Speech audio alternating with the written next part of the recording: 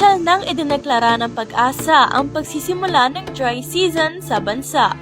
Ayon sa ahensya, nagsimula ng maranasan ang pagtaas ng temperatura sa iba't ibang bahagi ng Pilipinas, senyales ng pagtatapos ng amihan at pagsisimula ng mainit at tuyong panahon.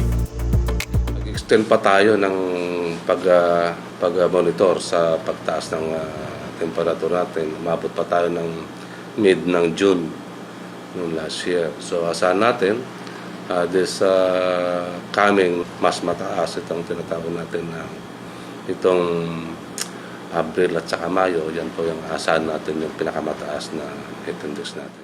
Dahil dito, asahan na ang mas mainit na panahon na tiyak na papatok ang iba't ibang klaseng pampalamig.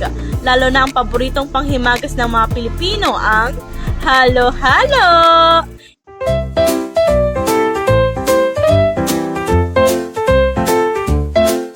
Isang halo-halo stall sa Malasiki, Pangasinan ang nag-aalok ng hindi lang isa, kundi 8 klaseng halo-halo.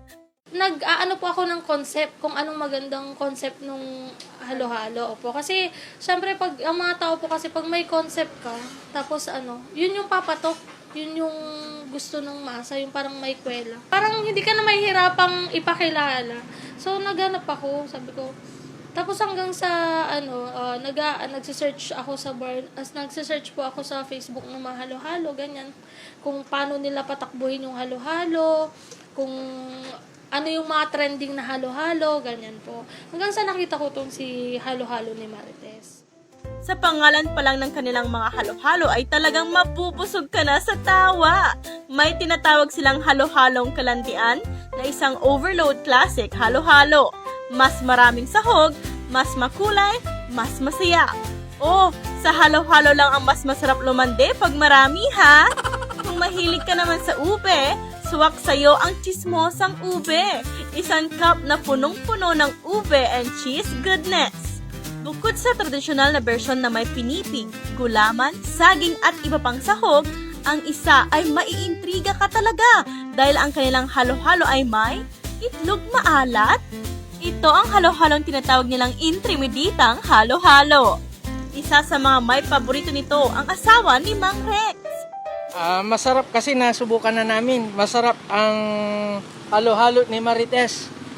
Masamsamit. Curious ba kayo ka Solid North kung paano nila ginagawa ang kanilang halo-halo? Hello ka Solid North. So kasama natin ngayon si Ma'am Emma at tuturuan niya tayo gumawa ng kanilang halo-halo. So first thing, kailangan daw natin mag-suot ng glove for sanitary purposes.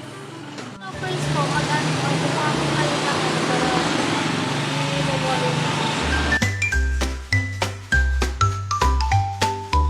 pagka large po yung in-order nila, lalagyan nyo po siya ng leche plan po na buo sa ilalim. Pag large po yung order, pero pag mga medium size po, nasa ibabaw po yung leche plan.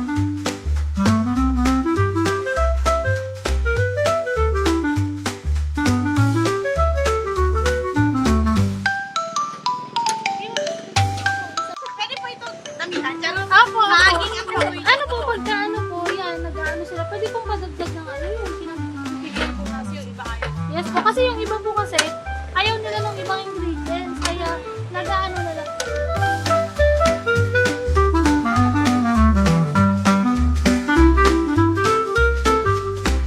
Tapos sabi po isama yung sabaw para hindi po siya matamis o masyado. Itong isa pang favorite. Damihan nyo na po, favorite yan. Yun.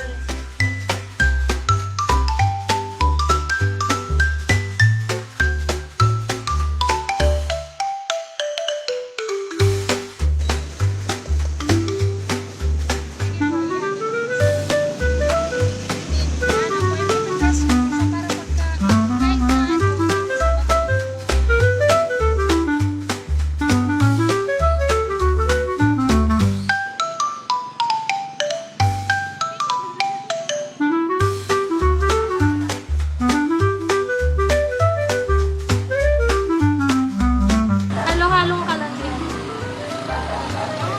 Okay, success po tayo sa Solid North. Nagawa po tayo ng halo-halong kalandian.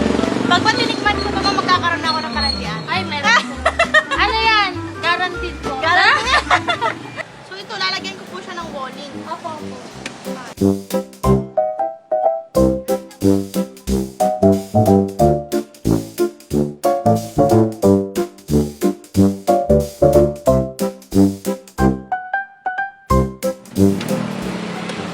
Halo-halo kayo dyan, kasolid North. Ang inyong lingkod ay nagiging halo-halo maker. Uy, bumibilis na ako. Charis! Naingan nyo kasi. Pwede na po kayong mag-apply sa amin dito, ma'am. Pwede na ba mama? Bye, Solid North.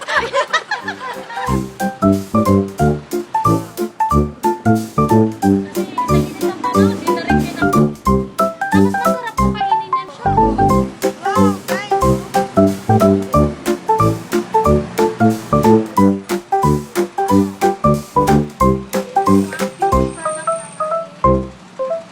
Intrimitang halo-halo.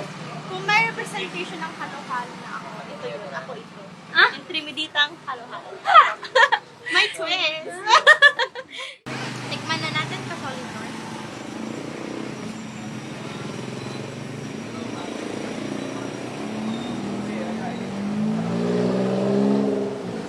Sarap. Nag-blend yung saltiness ng salted egg dun sa sweetness ng mga ibang sahog. And even dun sa ice nila na may flavor. Ang sarap. Ang sarap ng combination niya. May intrimidita ka talaga. Sa inaasahang matinding init sa mga susunod na buwan, siguradong patok pa rin ang halo-halo bilang pangunahing pampalamig ng mga Pilipino. Kaya kung naghahanap ka ng kakaibang twist sa paboritong panghimagas, baka ito na ang tamang panahon para tikman ang kanilang halo-halo. Josh Min Castaño, Balitang Solid North,